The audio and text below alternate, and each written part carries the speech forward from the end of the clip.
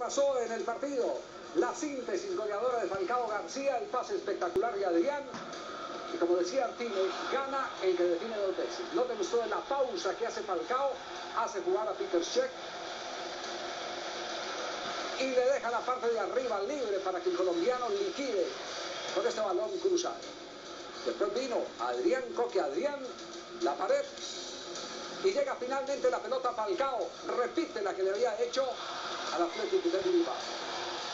Sabe con derecha y no falla con su. Goleador de clase, Falcao García.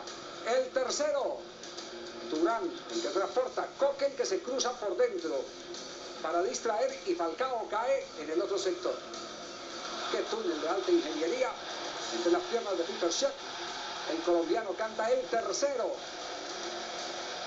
para ir asegurando el título de Supercopa. Y Mateo triste. El cuarto llegó en esta jugada. El cobro de Coque y Miranda liquidó para el 4-0.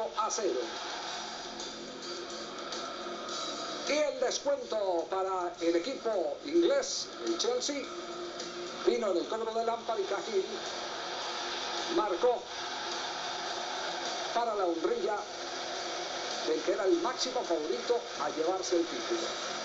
Envuelto en la bandera de Colombia, Falcao García.